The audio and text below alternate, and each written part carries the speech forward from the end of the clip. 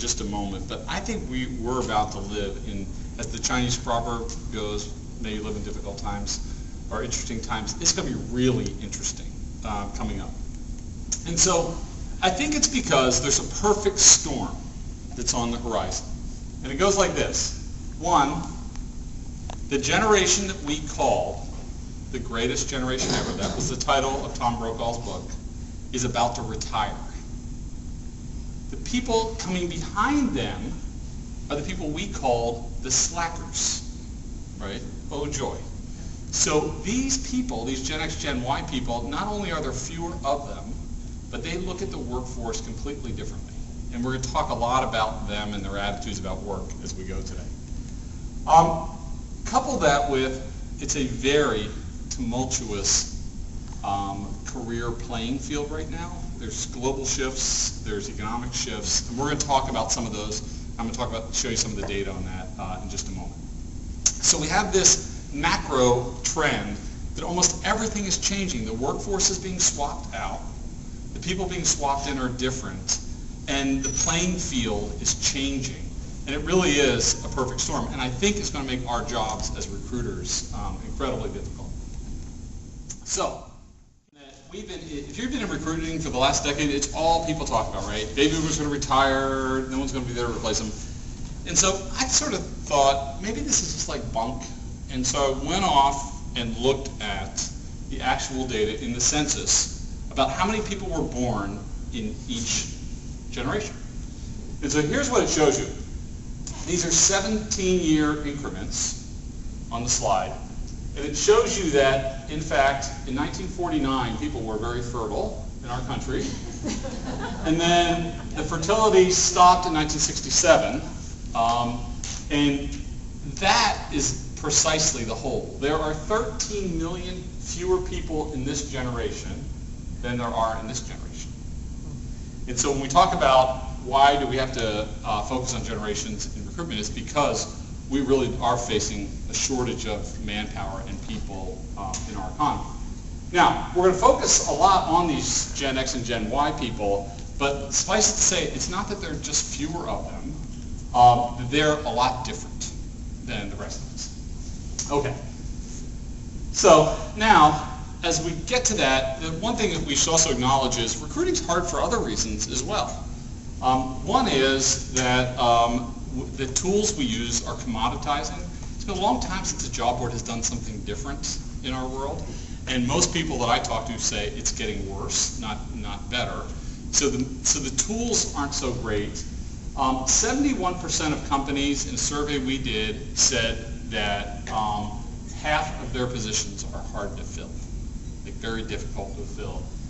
There's been a lot of talk about new tools, social networking, and that sort of thing. We only found 22% of companies saying they use social networks, and only 10% describe them as effective. So, the great hopes haven't quite happened. And what we're seeing is the best candidates aren't being very trustful today. And they're not playing in the job board ecosystem because it's they don't trust it, they haven't got the results in the past, and those sort of things. So another exacerbating factor on why recruitment's hard.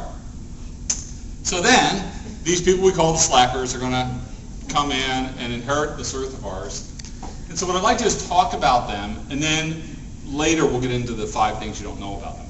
So there are 51 million people in this Gen X, Gen Y world of ours. This is the most educated generation ever in America. They have more degrees and advanced degrees, basic degrees and advanced degrees than ever before. They are the most technologically savvy generation ever. In fact, something that you may remember, if you're a baby boomer, we used to talk about people as if they were good with computers or not so good with computers. So in baby boomers, you could get a score. Not so good with computers, pretty good with computers. These guys are homogenous. You can't tell the difference. They're all good, right? Technology comes easy to them. Baby boomers were afraid they'd break it, right? When you tried to train them, that's why you couldn't train them to use computers. These guys, they want to break it, right? That's how they learn, is that, their cell phone didn't come with a manual. Just give it to me and they'll figure it out and break it and they'll make it work. This is a contribution-oriented culture to these guys. They want to make a difference, and they want to see how their actions make a difference. All right. So I'll tell you, I spent a lot of time with these people, interviewing hundreds of them to write a book about them. Pretty inspired. This is not a bad generation. They're different, but they're going to share of those people. And so what I'd like to do now is tell you about these people that you need to be great at recruiting. Okay, first, number one, the number one reason these people choose a company is for stability. This generation views themselves as uniquely living in a roiled world.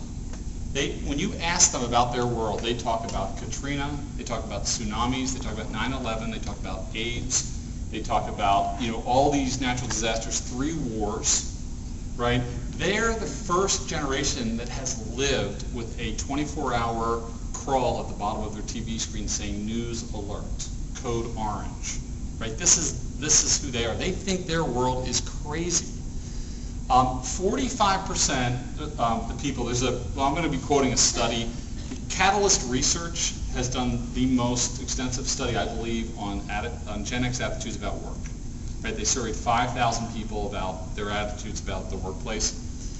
45% of the people in the Catalyst Research study said they chose their company because of the reasons of stability.